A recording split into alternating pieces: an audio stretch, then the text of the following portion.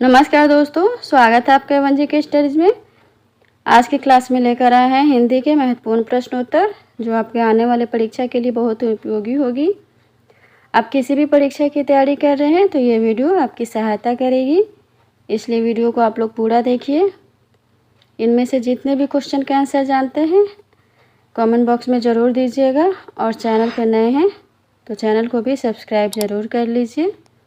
तो चलिए शुरू करते हैं।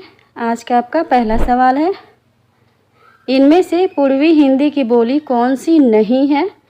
आपके ऑप्शन है ए अवधी, बी छत्तीसगढ़ी, सी भोजपुरी, डी बघेली।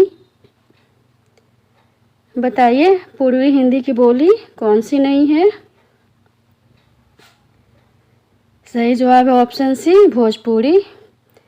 भोजपुरी बिहारी हिंदी उपभाषा के अंतर्गत आती है। अवधी, छत्तीसगढ़ी और बघेली ये तीनों पूर्वी हिंदी की बोली है। अगला सवाल, देवनागरी लिपि का सर्वप्रथम प्रयोग किस राज्य में हुआ माना जाता है? आपके ऑप्शन से ए महाराष्ट्र, बी उत्तर प्रदेश, सी राजस्थान, डी गुजरात। बताइए। सही जवाब है ऑप्शन डी गुजरात। देवनागरी लिपि का सर्वप्रथम प्रयोग गुजरात राज्य में हुआ माना जाता है। गुजरात के राजा जय भट्ट के शिलालेखों में इस लिपि का सबसे प्रारंभिक प्रमाण मिलता है। अगला सवाल, प्रत्येक रस के भाव कैसे होते हैं? आपके ऑप्शन से ए व्यभिचारी, बी अनुभाव, सी अस्थाई, बी अस्थाई। इसका जवाब जानते हैं तो कमेंट्स में ज़रूर बताइए। सही जवाब है ऑप्शन डी अस्थाई। प्रत्येक रस का भाव अस्थाई भाव होते हैं। नेक्स्ट क्वेश्चन है, खड़ी बोली का प्रथम महाकाव्य कौन सा है? खड़ी बोली का प्रथम महाकाव्य कौन सा है? आपके ऑप्शन से ए कामायनी, बी प्रिय प्रवास, सी साकेत, डी निर्जा। सही जवाब है ऑप्शन बी प्रिय प्रवास। खड़ी बोली का हिंदी का प्रथम महाकाव्य प्रिय प्रवास है। इसके रचयिता अयोध्या सिंह उपाध्याय हरिऔध हैं, याद रखिएगा। अगला सवाल, शीर्ष का तत्सम रूप क्या है? शीर्ष का तत्सम रूप क्या है? आपके ऑप्शन से ए शीशा, बी शीर्ष, सी शीरा, डी शीर्षक। सही जवाब है ऑप्शन बी शीर्ष। शीर्ष का तत्सम रूप शीर्ष है, याद रखिएगा। अगला सवाल है, अंक का अनेकार्थी शब्द है। अंक का अनेकार्थी शब्द कौन सा है? आपके ऑप्शन से ए पृथ्वी, बी गोद, सी पारा, डी सूर्य। सही जवाब है ऑप्शन बी गोद। अंक का अनेकार्थी शब्द इनमें से गोद है। आगे बढ़ते हैं। अगला सवाल है, लता बहुत अच्छा गाती है वाक्य में बहुत कौन सा व्यय है? आपके ऑप्शन से ए समुच्चय बोधक, बी परिमाण बोधक, सी समानाधिकरण, डी संबंध बोधक। सही जवाब है ऑप्शन बी परिमाणवाचक। लता बहुत अच्छा गाती है वाक्य में बहुत शब्द परिमाणवाचक क्रिया विशेषण अव्यय है। अगला सवाल, निम्न में कौन सा शब्द प्रत्यय युक्त है? आपके ऑप्शन से ए विकास, बी विकच, सी अलख, डी धनिक। बताइए। सही जवाब है ऑप्शन डी धनिक। धनिक शब्द में एक प्रत्यय लगा हुआ है।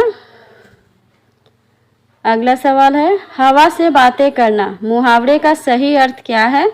आपके ऑप्शन से ए अपने आप से बातें करना, बी तेज चलना, सी कठिन कार्य करना, डी घमंड से भरे रहना।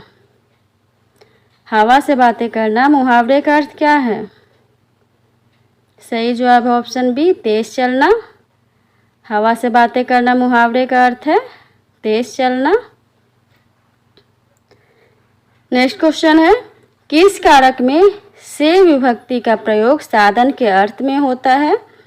आपके ऑप्शन से ए संप्रदान, बी आपादान, सी कर्ता, डी करण। बताइए। सही जवाब है ऑप्शन डी करण। करण कारक में से विभक्ति का प्रयोग साधन के अर्थ में होता है। अगला सवाल, मुख्य क्रिया के अर्थ को कौन सी क्रिया स्पष्ट और पूर्ण करती है? आपके ऑप्शन से ए सहायक, बी प्रेरणार्थक, सी नामबोधक, डी नाम धातु। सही जवाब है ऑप्शन ए सहायक। मुख्य क्रिया के अर्थ को सहायक क्रिया स्पष्ट और पूर्ण करती है। ये सभी प्रश्न परीक्षा के लिए बहुत ही महत्वपूर्ण हैं, इसलिए आप लोग वीडियो को पूरा देखिएगा। अगला सवाल, किस वाक्य में क्रिया सामान्य भूतकाल में है? आपके ऑप्शन से ए उसने पुस्तक पढ़ी, बी उसने पुस्तक पढ़ी है, सी उसने पुस्तक पढ़ी थी, डी उसने पुस्तक पढ़ी होगी। किस वाक्य में क्रिया समान भूतकाल में है? सही जवाब है ऑप्शन ए उसने पुस्तक पढ़ी। इस वाक्य में क्रिया सामान्य भूतकाल में है। अगला सवाल है, पंकज शब्द है। आपके ऑप्शन से ए योग रूढ़, बी यौगिक, सी तद्भव, डी देशज। पंकज शब्द कौन सा है? सही जवाब है ऑप्शन ए योग रूढ़। योग रूढ़ शब्द वे शब्द हैं जो दो या अधिक शब्दों के मेल से यौगिक बनते हैं, लेकिन सामान्य अर्थ छोड़कर किसी एक विशेष या तीसरे अर्थ के लिए प्रसिद्ध हो जाते हैं। ये आमतौर पर बहुव्रीहि समास के उदाहरण होते हैं। यहाँ पंक यानी कीचड़ और ज यानी जन्म लेने वाला शब्दों के मेल से बना है, जिसका अर्थ कीचड़ में उत्पन्न होने वाला यानी कमल है। अगला सवाल, निम्न में तद्भव शब्द कौन सा है? आपके ऑप्शन से ए पूर्व, बी तेंदुआ, सी हेमंत, डी सुनार। बताइए। सही जवाब है ऑप्शन डी सुनार। इनमें से सुनार शब्द तद्भव शब्द है। नेक्स्ट क्वेश्चन है, विभावरी का पर्यायवाची शब्द कौन सा है? विभावरी का पर्यायवाची शब्द कौन सा है? आपके ऑप्शन से ए निशाचर, बी क्षणदा, सी सुधाकर, डी विभाकर। सही जवाब है ऑप्शन बी क्षणदा।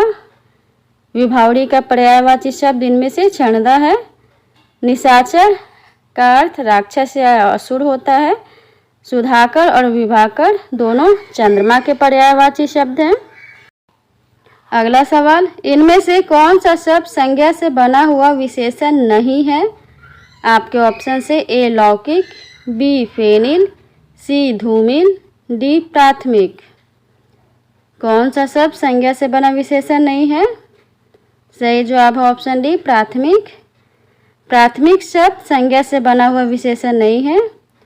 लौकिक या लोक संज्ञा से इक प्रत्यय लगाने से बना है। फेनिल या फेन शब्द में इल प्रत्यय लगने से बना है। धूमिल या धूम संज्ञा शब्द में इल प्रत्यय लगने से बना है। अगला सवाल है, निम्न में से नासिक्य व्यंजन कौन सा है? आपके ऑप्शन से ए मूर्धन्य स, बी न, सी र, डी ज। बताइए। सही जवाब है ऑप्शन बी न। न नासिक्य व्यंजन है। प्रत्येक वर्ग का पंचम वर्ण नासिक्य व्यंजन होता है। अगला सवाल, बोलने वाले के लिए जिन सर्वनाम का प्रयोग होता है उन्हें क्या कहते हैं? आपके ऑप्शन से ए उत्तम पुरुष, बी मध्यम पुरुष, सी अन्य पुरुष, डी इनमें से कोई नहीं। बताइए। सही जवाब है ऑप्शन ए उत्तम पुरुष। बोलने वाले के लिए जिन सर्वनाम का प्रयोग होता है उन्हें उत्तम पुरुष कहते हैं। अगला सवाल है, विद्या मंदिर का समास विग्रह क्या होगा? विद्या मंदिर का समास विग्रह क्या होगा? आपके ऑप्शन से ए विद्या का मंदिर, बी विद्या के लिए मंदिर, सी विद्या और मंदिर, डी विद्या के समान मंदिर। सही जवाब ऑप्शन बी विद्या के लिए मंदिर।